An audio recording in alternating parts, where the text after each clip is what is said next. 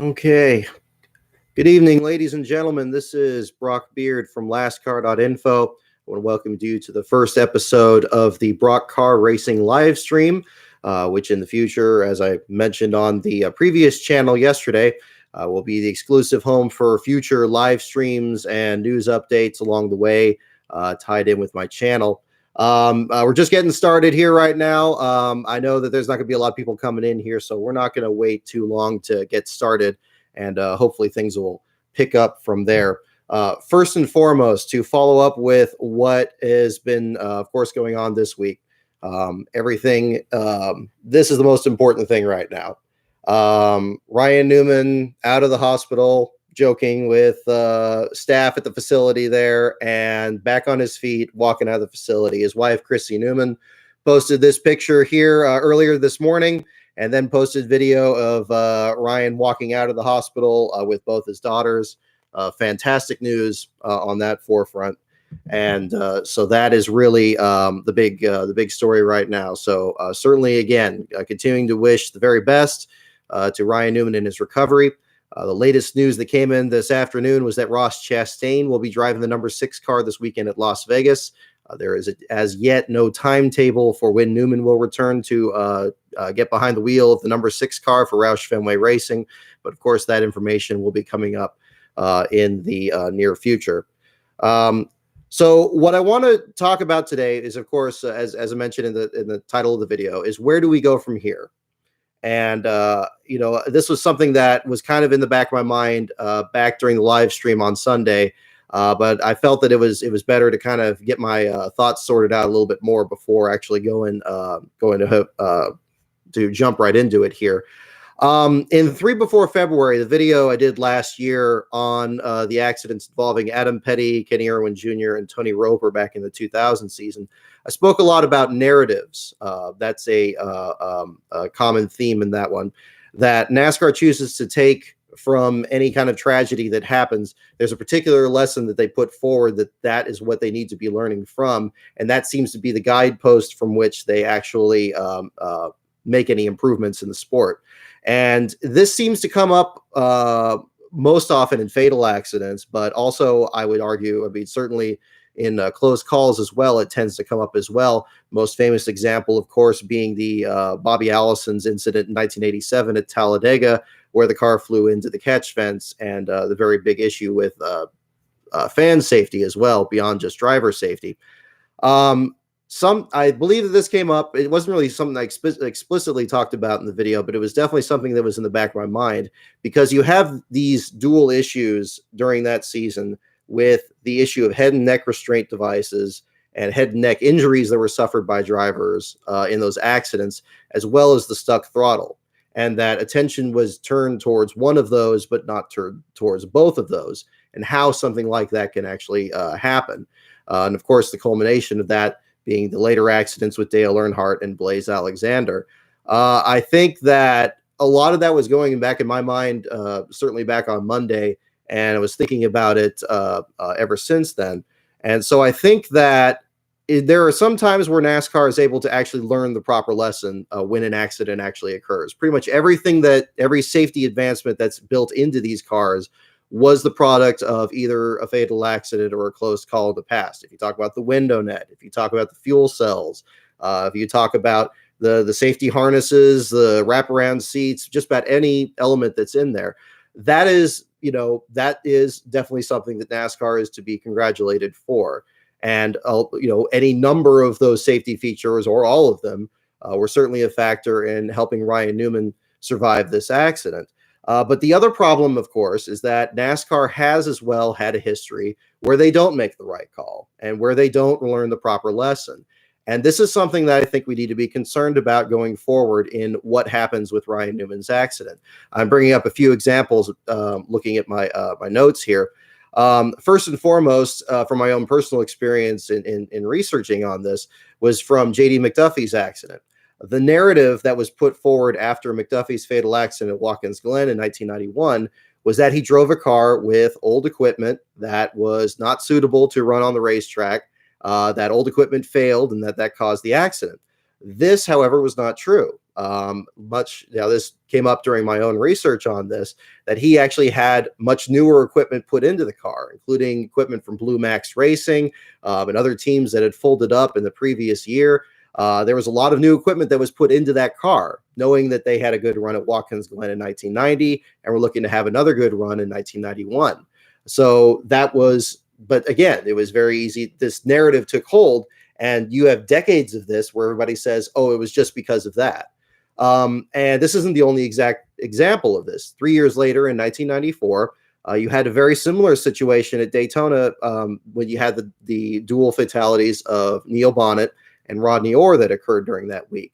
During the lead up to that, there was a very controversial opinion that came out that it was driver error that caused both of these accidents. Both of these were single car accidents.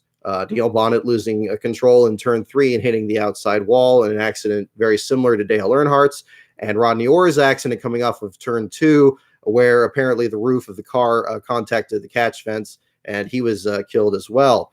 The reports from those again, NASCAR Man and I did a video on this last year that kind of goes into detail, in greater detail on that. That was a very controversial decision. Not so much with Rodney Orr. I think there were some people that concluded because it was his first ever NASCAR Winston Cup attempt that this was inexperience and that caused his accident. But people were very outraged in the context with Neil Bonnet, given that he had been a NASCAR veteran and this was ultimately his farewell season that he was setting up at the time. Certainly no stranger to running at Daytona. Much like, ironically, after mentioning JD, this actually turned out to not be about driver error, but it was actually a part failure. A subsequent investigation by a newspaper found that there were problems in, I believe it was the right rear shock mount, failed on both of those cars, causing both of those accidents. And this is a misunderstanding that really was hard to separate. Even Rusty Wallace, during that same Speed Weeks, did a big impassioned speech, well-meaning, of course, expressing that perhaps these accidents were a reminder that these drivers can't drive too aggressively out there. But he brought it up in terms of drivers actually bumping into each other or slotting into line or anything like that, or pulling aggressive moves. But as well as maybe that was something he was looking more ahead to the Daytona 500 itself, but it didn't really have anything to do with what caused Bonnet's or Orr's accident. There's very little footage of either of those accidents, but it doesn't show that any other car was anywhere near them. So again, but what happens, of course, is that again, the narrative gets put forward, and this is the way that they choose to digest it. And then that becomes a story that becomes so ingrained then that it's very hard to overcome that. And that becomes a challenge, of course, because I mean, who's to know about these right rear shocks and if they were able to be made durable enough to not cause an accident like that again. And this leads again back to 3 before February and talking about the 2000 season. And again, the issue with that being the thing that kept coming up over and over again in the video was talking about the cars being too fast for the track. And I noticed that in editing it, and I was like, that's a really strange way for them to reach that conclusion, that we're talking about the cars being too fast for the track over at New Hampshire. But I mean, okay, are they too fast for Richmond? Are they too fast for Martinsville? Are they too fast for are they too fast for every track that's out there? Why is it just at New Hampshire? And what is it specifically, not just what causes these accidents, but what causes these accidents to be fatal? And again, that was the oversight where the head and neck restraint issue wasn't treated as seriously as it could have been. And then you had these other accidents that ended up happening later that year. And then even beyond that year, again, as I mentioned, with Dale Earnhardt and Blaze Alexander. This is the real challenge with this. The reason that you have these multiple different narratives that necessarily don't meet exactly eye to eye with the actual problem that causes these accidents is because people take multiple different perspectives when something like this happens. I believe that there's really 3 different camps that are involved in this. The first is just saying that, look, and we're hearing this already from some other news networks about Newman's accident. Again, going back to Earnhardt's accident, they're saying, okay, well, look, Newman survived this accident. That means the cars are safe. We learned from Earnhardt's accident, and an accident like this back in 2001 probably would have been fatal. This one wasn't. We learned some good lessons from this. Ryan Newman walked away, and then you can just kind of brush off your hands and say, okay, well, I guess everything's fine, and then we can just kind of go back to the status quo. I don't think that's appropriate in this case. I know it's a little bit of a generalization, but there are people that are believing that just saying, look, that this is we learned the lessons here. This is just proof of the success of the safety systems that are ingrained. The other side is the other extreme, also saying that the accident that involved Newman, being as serious as it was, and of course does need to be treated seriously, that it points out to every anxiety about super speedway racing, that super speedway racing is itself exceedingly dangerous and that it shouldn't be the way that it is. And that there's needs to be something that's done either to just fundamentally change super speedway racing or to get rid of super speedway racing. In the farthest extreme examples, perhaps not even race at Daytona and Talladega. There's that extreme as well.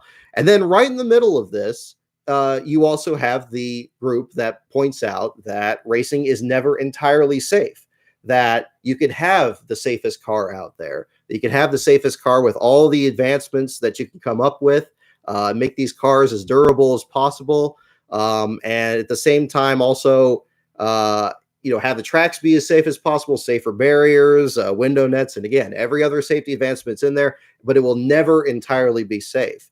And there's an acceptance of this risk. I've heard this from some drivers in the garage area before. It's hard to really understand that from an outsider perspective, just following the sport or watching it. But that perspective does exist. And this is where you get an issue where it kind of muddies the waters for what lesson is to be learned from an accident and why a narrative can get established that doesn't entirely result in successfully fixing the problem or preventing it from ever happening again. Now, of course, mentioning all these issues here, they all come up in the context of super speedway racing, and this is nothing new. This goes back to the very origins of the track itself, when the cars themselves were not even really ready to even compete at the track. They had only been competing on tracks no bigger than Darlington, and suddenly you have this 2.5-mile track with steep banking and everything, and drivers and teams having to come up with just completely different setups. And the car is evolving in that direction towards super speedway racing through the aero wars of the 1970s, through reducing the car's wheelbase in the early 1980s, and then having to deal with how skitterish those cars were and how unstable they were. And then those cars gradually adding ground effects, becoming a bit longer, being a bit sleeker, aerodynamics, wind tunnels, every little trick in the book to get these cars back up to speed again. And that's the attractiveness. Every measure that slows the cars down, it builds right back up again. This is the continual progression. And we talk about super speedway racing. We talk about the many issues that have happened in restrictor plate racing. And again, all this, of course, came to head in 1987 with the accident that Bobby Allison had. And there was a narrative that was brought up at that point. In NASCAR Man's video that we did earlier this month, I think is a good way to remind yourself on that. There's a lot of clips in there you hear that talk about we cannot have cars go into the stands and kill fans. There's several people that said over and over and over again, and rightfully so. That was exactly what happened. You had a car that went into the fence caught the car pulled down a section of the fence, and by the smallest of margins, but for one decision or another, or just one little bit of one element or another, kept that car from going into the catch fence. And that was a separation. So they learned the proper lesson for that. They're like, hey, we cannot have these cars go back into the stands. And so that was the reason that they added the restrictor plates to it. Now, there's always, even back then, and again, from the video, you see this, there was always debate about whether or not restrictor plates were the proper solution. Why not smaller engines? Why not this? Why not that? There's so many, and the evolution of the cars to make them faster has still been happening since then. And so you have all this evolution that's happening around the restrictor plate. Again, you have ground, kind of the ground effects, getting the cars closer to the ground, sealing everything off, but then also trying to create safety features around it, trying to put in roof flaps, trying to put in the shark fin on the rear glass, all these other measures that come in there, knowing that the dangers that they were looking to avoid were still very much present. In the 1988 Daytona 500, you still had cars flipping through the air, much like you had before restrictor plates. And then, of course, you had the advent of the big one, the large multi-car accident. And then, of course, what you had on Monday was the ultimate confluence of that, a multi-car accident with a car that catches flight. And those have been the most serious accidents that we've seen in recent years, not just Newman's, but Austin Dillon's accident a few years ago, Kyle Larson's accident, the Xfinity race back in 2013. This is the issue. So you have the safety advancements that are created around the restrictor plate, but still keeping the restrictor plate, or now the tapered spacer, as the means of slowing the cars down and bunching the cars up. So what you have is, and again, it's the NASCAR's looking at the actual issue with the restrictor plates on the cars. I mean, that's been treated as the one solution the NASCAR's put forward with a number of problems. I mean, again, going back to 2000, that was the same issue they put in at New Hampshire. When they concluded that the cars were too fast for the track, that was the solution that they put in place. It was just like a copy and paste to do the same thing. Was it the proper solution? Well, I mean, there weren't any serious accidents during that weekend. You could argue that it had a positive effect, but was it the most effective solution? And again, this is something to keep in mind going forward. Now, again, what we have at the same time now, this most recent era in the sport, especially after the car of tomorrow and now the development of the Gen 6 car, is we are talking about changes that are being made, not in the interest of safety, but in the interest of actually making the sport more exciting and more competitive. It's no secret that NASCAR has had issues with their television ratings in recent years and trying to win back either some of the fans that they've lost or attract new fans into the sport. There was some positive trends in this year's 500, even before the rain delay in terms of the ratings, and a lot of the ramping up to build up the excitement of the sport. This is also not something new. I mean, I know that those of you out there that are a bit younger fans out there and seeing all these changes with the air ducts added into the front of the car, or the changes to the car that way, that's not really anything new. Part of the reason that the 2000 season and the issues of the tragedies that occurred that year were in part overlooked was one other thing that NASCAR was handling at the time, was trying to find a more competitive restrictor plate package.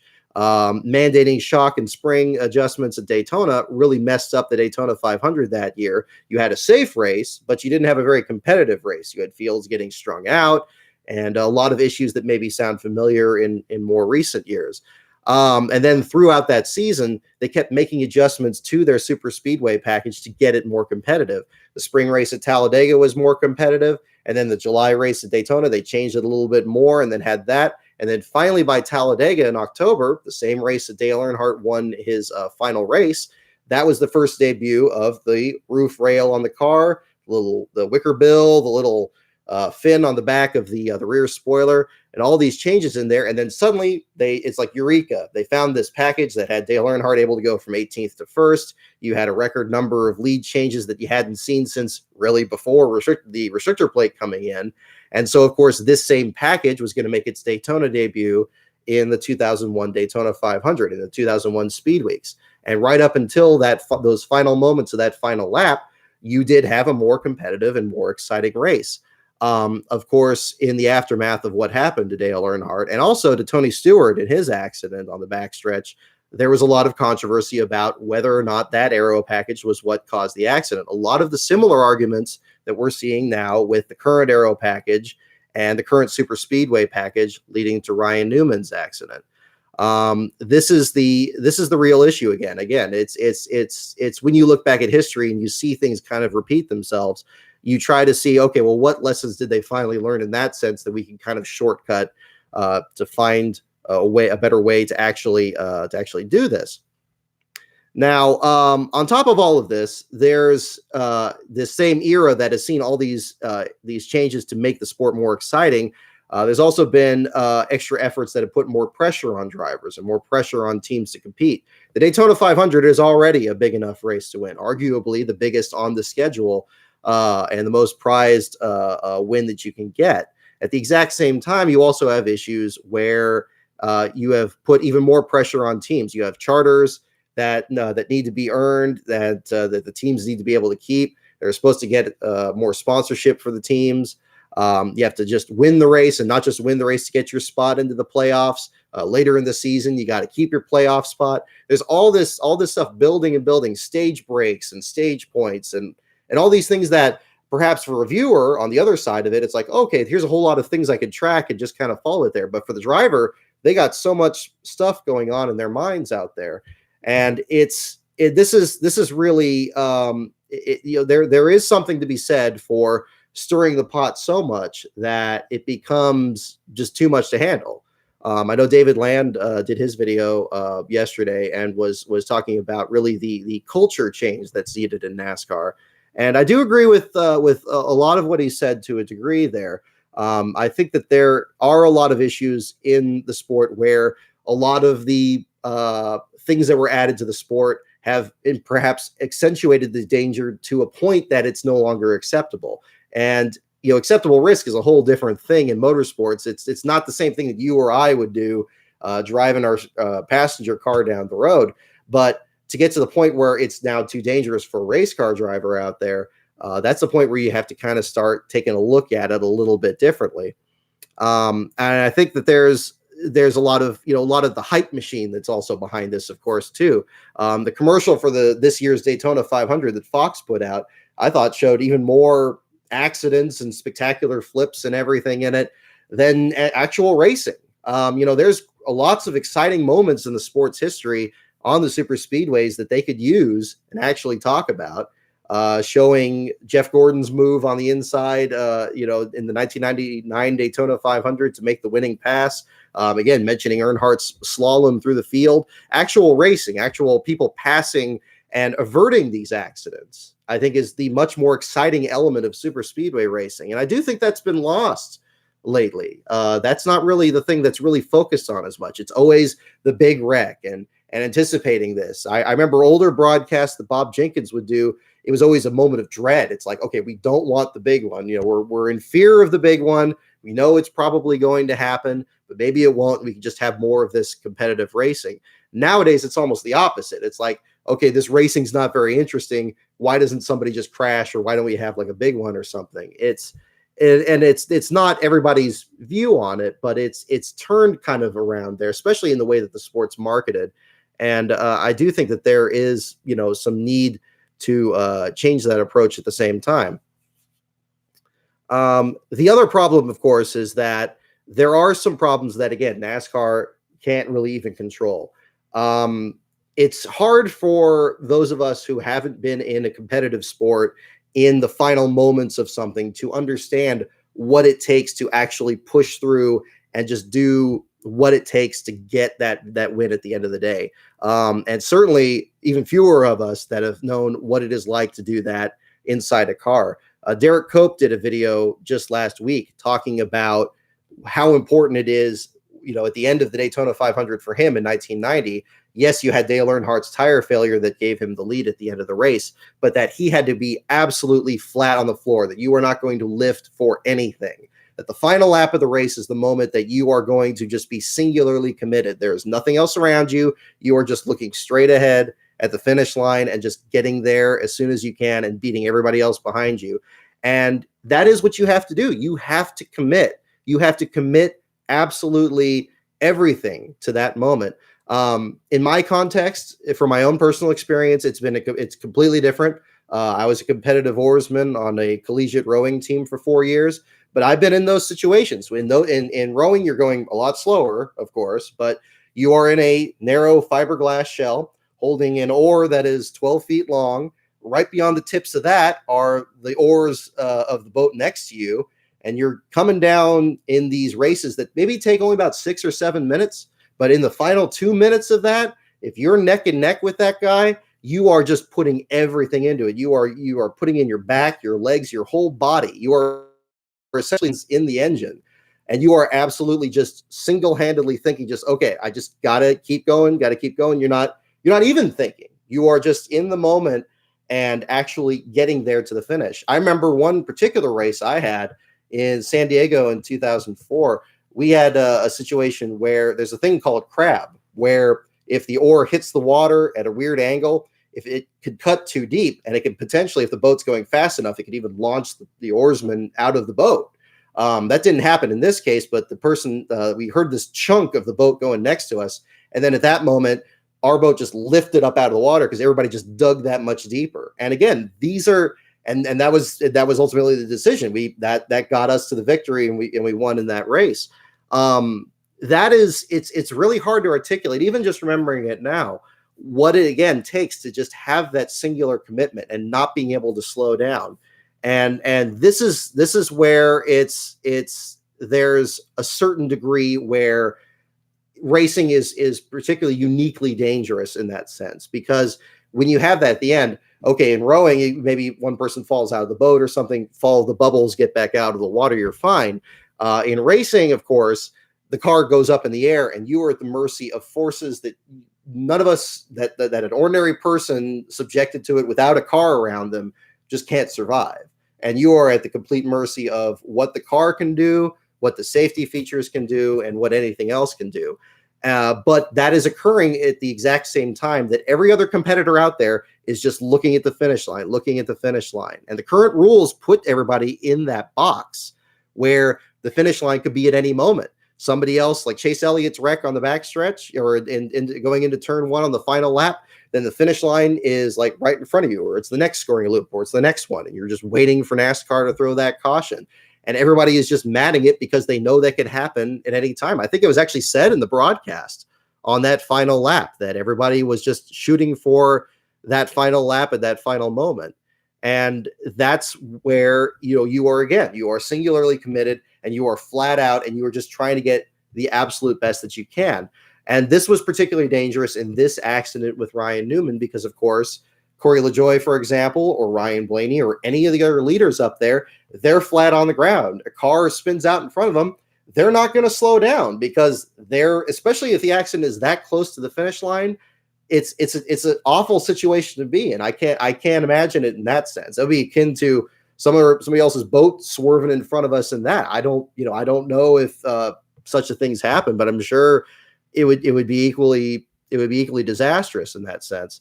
But and that's where you feel bad for guys like Corey LaJoie or Ryan Blaney. They're all just doing what they can do like anybody else to try to win this race, knowing that it is the Daytona 500, that there are playoff implications, that that there's so much more than just winning the race anymore. That is the element that you got to go out there and just do that.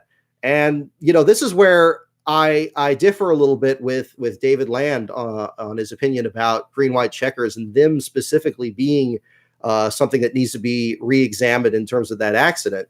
Whether or not it is lap 194 under the old rules and the race is going to end under caution, or it's the final lap in regulation, or it's 10 laps past regulation, that final moment is going to be absolutely flat out. In the 2003 Daytona 500, when the race was rain shortened and the final lap was like lap 109, you better believe on that final lap, every one of those guys out there was absolutely flat on the floor, knowing that they were going to get that one spot.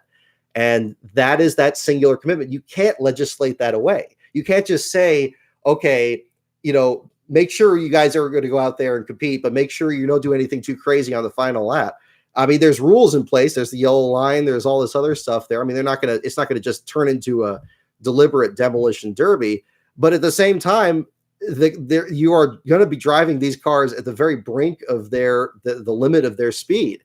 And that's just not going to change. I mean, you could pretend to legislate away you could get rid of green-white checkers, but you're still going to have late race restarts. You can't legislate it away. You're either going to just have to ignore the caution flag at the end of that and just let it finish under green and let the field string out. But there's too much unpredictability in NASCAR. It's both the best attribute of it and the worst part of it. But I think that's one thing that we need to keep in mind is that, look, the wreck's not going to stop happening just because somebody flicked a switch and turned a light on. It's not going to stop happening just because somebody waved a flag. The wreck's going to happen when it happens. And that's the big issue there.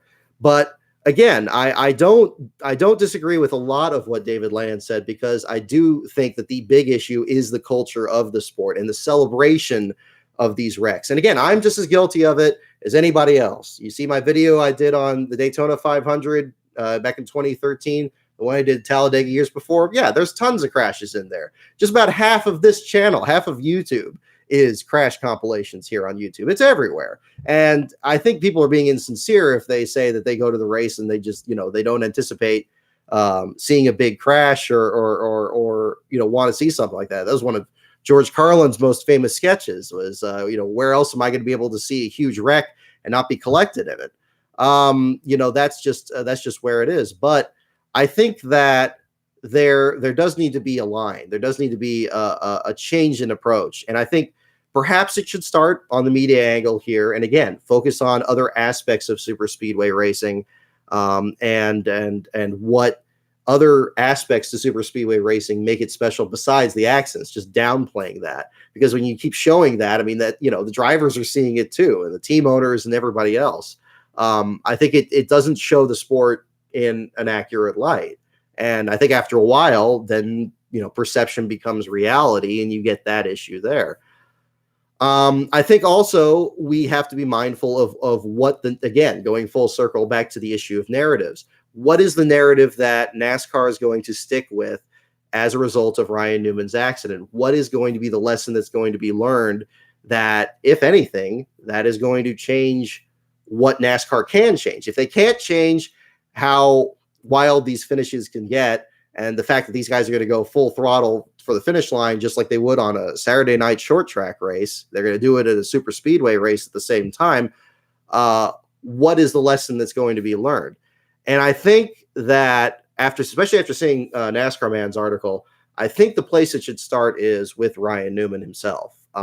Not right now, obviously, I think with his recovery and everything, but I think that the only path to a proper solution is going to be through Ryan Newman himself. Not only the fact of his engineering background, but also the fact that he has survived all of these ridiculous accidents. He's got firsthand accounts of what it is like to be in that situation and what it is like to go through these. And as that video showed, that article showed, the link is in the description, the second link on there. You can see that there are time and again, Ryan Newman is very outspoken about what caused these accidents, that something needs to be done, that there are issues that make these cars fly into the air, and something needs to be done. And I can't say for sure if any of those concerns were treated seriously. It certainly seems by the fact that he keeps getting collected in these accidents that perhaps not as much as they should be. But I think that would be a good start to it.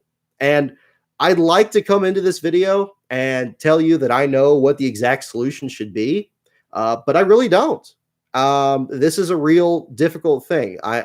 Really in this, I'm breaking down a lot of the issues here that they have to navigate through. And these are things that have to be taken into consideration when finding a solution.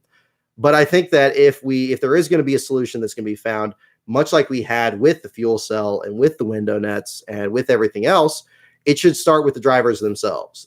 They're the ones that know it firsthand, and they're the ones that know what level of risk is still acceptable to them. None of us can understand that at all. But I certainly hope that in the days and weeks ahead, as Ryan Newman recovers, and of course, best wishes to him and everything, that he is at least consulted or at least treated more seriously his concerns to actually address these issues and make things back on the right track there. So that's about all I have for this episode here. Again, thank you guys for tuning in. I'm curious what you guys think what the best solution should be to the issue that happened on Monday with Ryan Newman's accident, what NASCAR should or shouldn't do, who they should listen to, and even what should be the narrative. What's the acceptable message that should be put forward? Something as firm as 1987 talking about that we shouldn't let cars go into the stands and injure fans is just we're now looking for driver safety. Now we're saying it's unacceptable for the drivers' cars to be catching air. That should be maybe just backtracking to that point. Again, I'm curious what you guys think. Thank you guys for tuning in. We're going to be doing some more episodes like this in the future, but thank you guys for tuning in, and keep an eye out for more news. Thank you very much.